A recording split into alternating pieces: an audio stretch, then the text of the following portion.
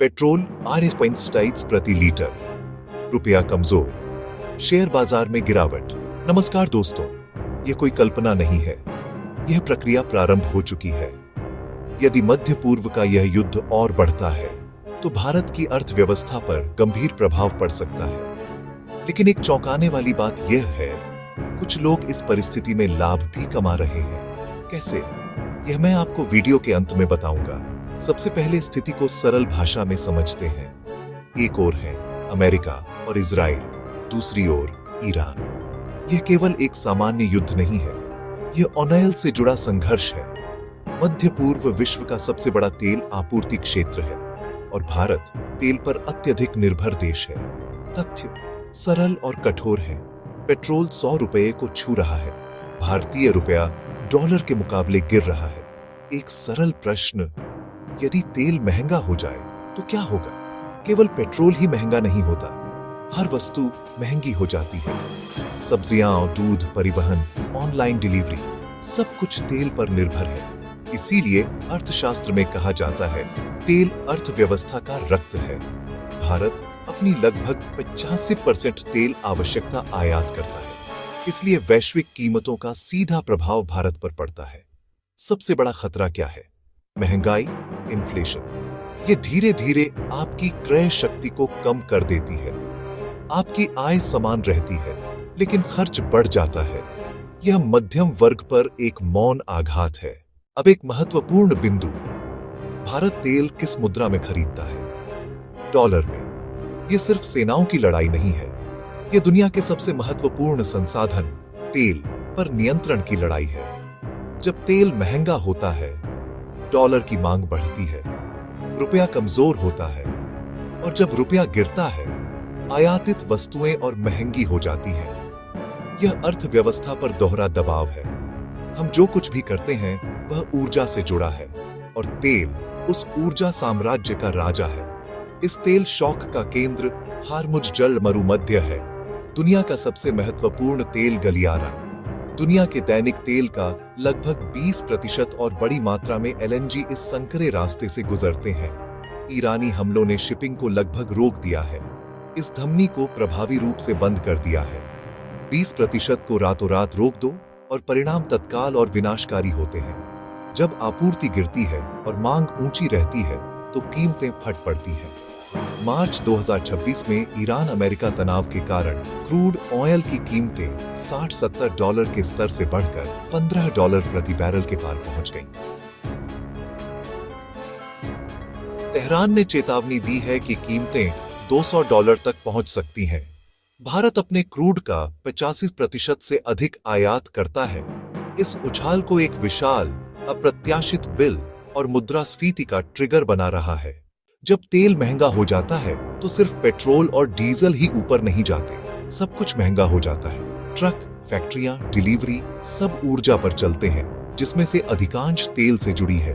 परिवहन, विनिर्माण और सेवाओं में लागतें बढ़ जाती हैं। मुद्रास्फीति हर कोने में घुस जाती है।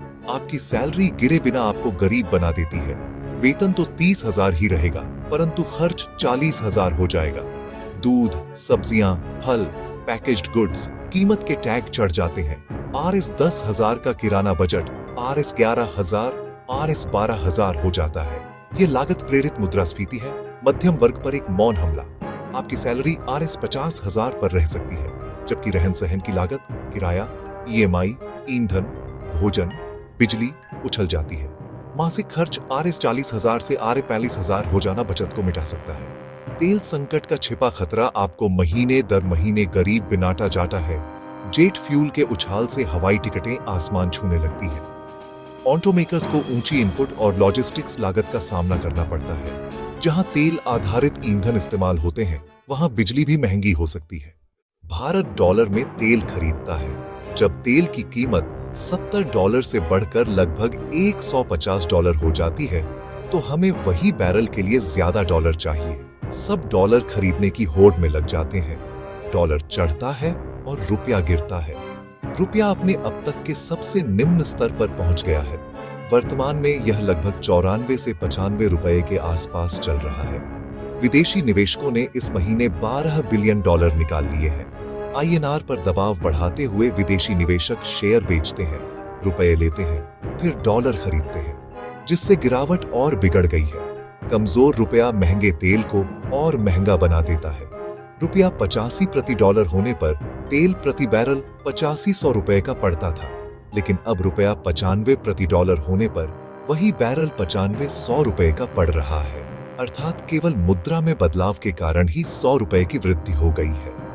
दोहरा हमला, ऊंची वैश्विक तेल कीमतें और कमजोर रुपया। गिरता रुपया सभी आयातों को महंगा बना देता है, फोन कंपोनेंट्स और लैपटॉप से लेकर फैक्ट्री मशीनें और कुछ दवाओं तक। ग्लोबल स्क्रीन पर डॉलर का खेल आपके स्थानीय शेल्फ पर ऊंची कीमतें बन जाता है। यह सिर्फ वित्तीय हेडलाइन नहीं है, यह हर भारतीय घरेलू बजट को चोट पहुंचाती है। हाँ, प्रति लीटर 10 रुपए की कटौती कर टैक्स कम किए गए हैं ताकि झटका कम हो, लेकिन यह राहत अस्थायी है और सरकारी राजस्व पर दबाव डालती है। अब बात करते हैं शेयर बाजार की। युद्ध के समय सामान्य निवेशक घबरा जाते हैं, लेकिन समझदार निवेशक अवसर खोजते हैं। आमतौर पर प्रभाव इस प्रकार होता है।